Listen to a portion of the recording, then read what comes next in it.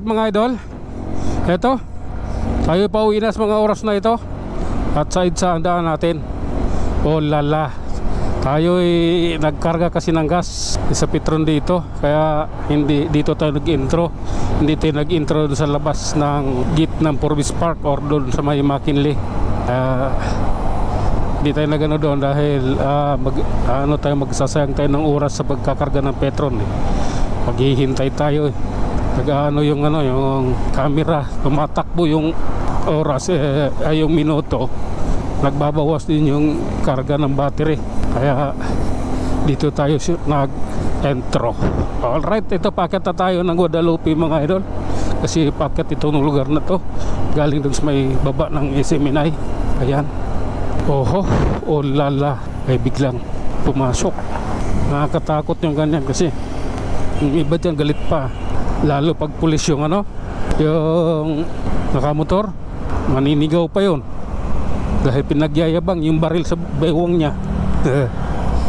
Doon siya sa probinsya namin magsisigaw-sigaw. Ganyan. Bata lang yung babaril sa kanya ron.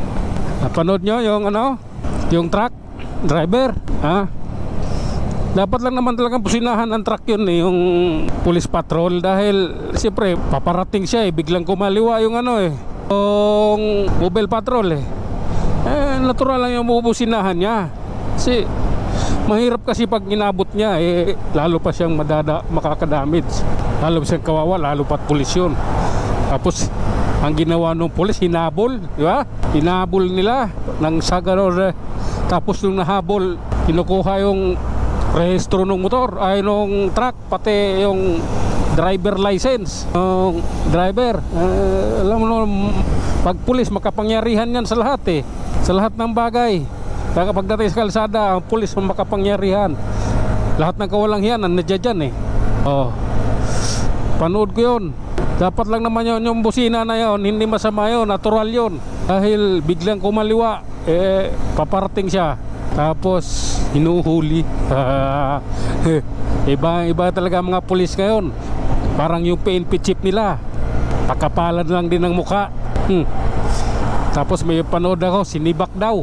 Sinibak sa pwesto, lilipat lang naman yon. Dahil kalukuhan. Para magandang pakinggan yung sinibak, pero ang katotohanan, doon lang naman sa pwesto yun inalis. Lilipat lang naman ibang pwesto yun. Kalukuhan yan. Para magandang pakinggan, sinibak, pero ang katotohanan, nilipat lang ng pwesto. Yun yung katotohanan doon. Hindi yung papaniwala kayo, sinibak na siya, wala na dyan. Ito naman yung mga yung mga abnormal kababayan, dahil may hustisya na daw, sinibak. Pinaganda lang yung salitang sinibak. Ang katotohanan, nilipat lang ng pwesto. Yun yung katotohanan. May ginawa ka dito kababalaghan, report ka muna doon, lipat ka ng pwesto. Ganun lang naman yun. Alam natin yan. 90s pa ako dito sa Manila Noong panahon na yon, yung pulis pag nangungutong sa mga sasakyan, sa mga truck, inaangat lang yung kamay. Abot kagad 200 Dati malaki pa yung 200 1990 ba? Yun yung katotohanan. Oh lala, sinibak yung pulis na pumara sa truck driver dahil nagalit dahil nagbusina yung truck. Yung comment section deserve po talaga. Oh lala, kung deserve, nilipat lang ng pwesto yun, tuloy naman sahod nun. Kasuhan ng administratibo yun. Pag may kaso yun, talagang mapiperwisyo yun. Dahil habang dinidinig yung kaso, walang sahod yun siya. Hanggat hindi natatapos yung kaso, wala siyang sahod doon, perwisyo siya doon. At kahit natapos na yung kaso, hindi rin basta-basta ibabalik yung sahod ng mga yan. Sa pulis, hindi yan basta-basta, maghihintay pa yan, diba? Kaya pinaganda lang yung term na sinibak, pero ang katotohanan, nilipat lang ng pwesto. Yun yung totoo. Oh lala. Gising kayo mga kababayan. Okay, nasa Corinthian Garden na tayo mga idol. Tuloy tayo sa ating biyahe. Oh lala. Ride ship sa ating lahat, madulas pa naman, tapos takbo ko 50. Nag-commute ako kahapon, mabuti pa yung driver kahapon.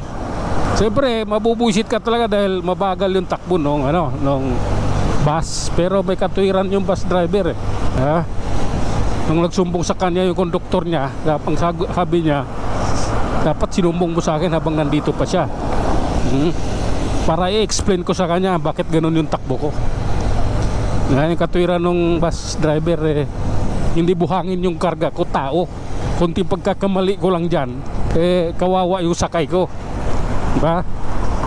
Ang dulas, malakas yung ulan nga po umaga. So naintindihan ko yung driver.